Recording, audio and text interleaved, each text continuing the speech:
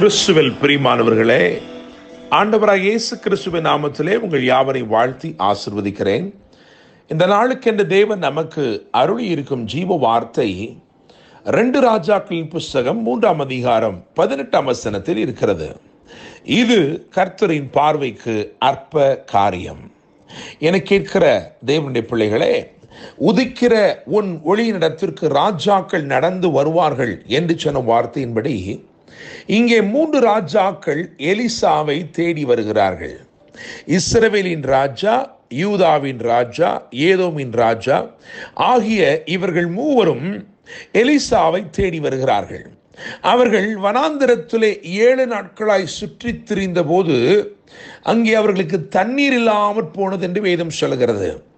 3ஆம் அதிகாரம் 11ஆம் வசனத்திலே அவர்கள் தண்ணீர் இல்லாமல் தவித்த போது தாங்கள் நிச்சயமாய் தோற்று போவோம் என்பதை அறிந்து அங்கே யோசபாத் கேட்கிறான், கர்த்தரிடத்திலே விசாரிக்கும்படி கர்த்தருடைய தீர்க்கதரிசி ஒருவரும் இங்கே இல்லையா என்று கேட்டபோது, எலியாவின் கைகளுக்கு தண்ணீர் வார்த்த சாப்பாத்தின் குமாரன் எலிசா இங்கே இருக்கிறான் என்று சொல்லப்பட்டது.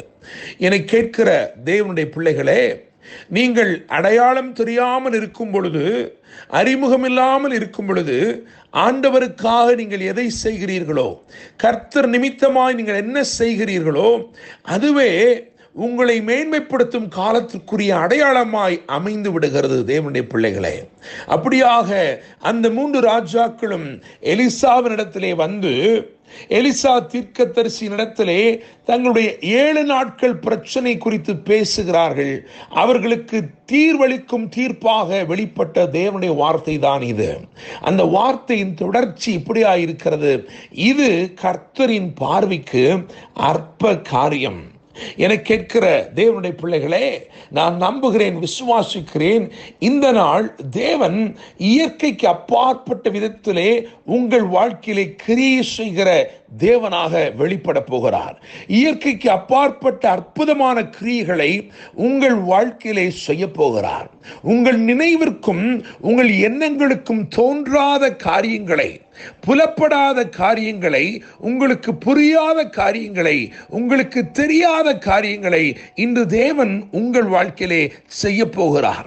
விவரித்து சொன்னாலும் விசுவாசிக்க முடியாத தேவனுடைய கிரியைகள் அவருடைய ஞானத்தின்படியே இந்த நாளில் உங்கள் வாழ்க்கையிலே வெளிப்பட போகிறது. தேவனுடைய பிள்ளைகளே, இங்கே சொல்லப்பட்ட வார்த்தை இது கர்த்தரின் பார்வைக்கு அற்ப காரியம் என்று எழுதியிருக்கிறதே.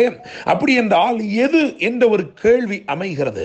17ஆம் வசனத்தை கவனித்து பார்க்கும் பொழுது அந்த 17ஆம் வசனத்திலே காற்றையும் காண மாட்டீர்கள், மழையும் காண மாட்டீர்கள், ஆனாலும் இந்த பள்ளத்தாக்கு தண்ணீரால் நிரம்பும் என்று கர்த்தர் வாக்கு அருளினார். என கேட்கிற தேவனுடைய பிள்ளைகளே, அது எப்படி சாத்தியம்? காற்று என்பது மழை வருவதற்குரிய அடையாளம். மழை என்பது தண்ணீரை பூமியிலே ஓடச் செய்கிற அல்லது பள்ளத்தாக்கை நிரப்பச் செய்கிற ஒரு காரியம். இந்த 2ஐயும் காண மாட்டீர்கள் என்று சொல்கிறார். காற்றையும் காண மாட்டீர்கள், மழையையும் காண மாட்டீர்கள், ஆனாலும் இந்த பள்ளத்தாக்கு தண்ணீரால் நிரம்பும். எனவேதான் சொல்கிறேன், இயற்கைக்கு அப்பாற்பட்ட விதமாக, நமக்கு புரியாத விதமாக கிரியை செய்ய தேவன் உண்மையுள்ளவராயிருக்கிறார். No sign and no rain, but still a miracle happened. நீங்கள் தேடிக்கொண்டிருக்கிற அடையாளங்கள் நேரிடாமல் இருக்கலாம். நீங்கள் எதற்காய் காத்திருக்கிறீர்களோ அது ஒருவேளை அந்த அடையாளங்கள், நீங்கள் எதிர்பார்க்கும் அடையாளங்கள் நடக்காமல் இருக்கலாம். ஆனாலும் அற்புதத்தை செய்ய அவர் உண்மையுள்ளவராயிருக்கிறார். அவர் அருளின வார்த்தை உங்கள் வாழ்க்கையில நிச்சயமாய் பலிக்கும். என கேட்கிற தேவனுடைய பிள்ளைகளே, அடையாளங்களை உங்கள் கண்கள் பார்க்கவில்லை என்றாலும் சீக்கிரத்தில் உங்கள் இருதயம் தேவனுடைய அற்புதத்தினாலே கழிகூற போகிறது. தேவனுடைய பிள்ளைகளே, இயற்கைக்கு அப்பாற்பட்ட விதத்திலே அவர் கிரியை செய்கிறவர். வனாந்தரத்திலே வழியையும் அவாந்தரத்திலே ஆறுகளையும் உண்டாக்குகிறவர். அவாந்தர வெளியில் எப்படி ஆறுகள் உண்டாக முடியும்? ஒரு ஆறு என்றால் அதற்கு ஒரு பிறப்பிடம் இருக்க வேண்டுமே என்றுதான் நாம் யோசிப்போம். ஆனால் தேவன் அவாந்தர வெளியிலே ஆறுகளை உண்டாக்கக்கூடியவராய் இருக்கிறார். எனவேதான் கர்த்தருடைய வார்த்தை சொல்லுகிறது, இது கர்த்தரின் பார்வைக்கு அற்ப காரியம். என கேட்கிற தேவனுடைய பிள்ளைகளே, வாக்குத்தத்தம் அருளப்பட்ட போது பள்ளத்தாக்கு தண்ணீரால் நிரம்பும் என்றுதான் சொல்லப்பட்டது. ஆனால் 20ஆம் வசனத்தை வாசித்து பார்க்கும் பொழுது அந்த வாக்குத்தத்தம் நிறைவேறின போது எப்படி இருக்கிறது என்று பார்த்தால் பள்ளத்தாக்கு அல்ல, இங்கே எழுதப்பட்டிருக்கிறது தேசமே தண்ணீராலே நிரம்பினது. எனக்கு கேட்கிற தேவனுடைய பிள்ளைகளே, ஆண்டவர் உங்கள் வாழ்க்கையிலே வாக்கு பண்ணினதை அவர் நிறைவேற்ற உண்மையும் நீதியும் உள்ளவராய் இருக்கிறார்.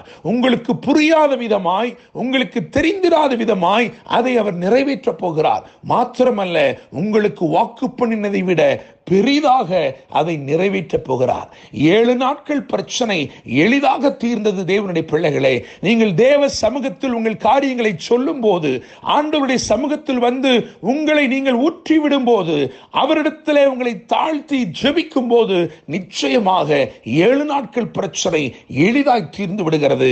பிரச்சனைகளுக்கு தீர்வு மாத்திரமல்ல, ஒரு பெரிய ஜெயத்தை குறித்தும் தேவன் அவர்களோடு பேசினார், வெற்றியை அருளினார். நான் நம்புகிறேன், விசுவாசிக்கிறேன், இந்த நாள் உங்கள் வாழ்க்கையிலே தேவன் நீங்கள் நினைத்திராத, எதிர்பார்த்திராத அற்புத கிரியைகளை செய்யும் நாளாய் இருக்கிறது. இன்று கர்த்தர் அனுப்பின இந்த வார்த்தையின்படி, இது கர்த்தரின் பார்வைக்கு அற்ப காரியம் என்று சொன்ன அந்த வார்த்தையின்படி கர்த்தர் உங்களை ஆசீர்வதிப்பாராக. என்றும் அன்புடன் pastor Daniel Moses. God bless you.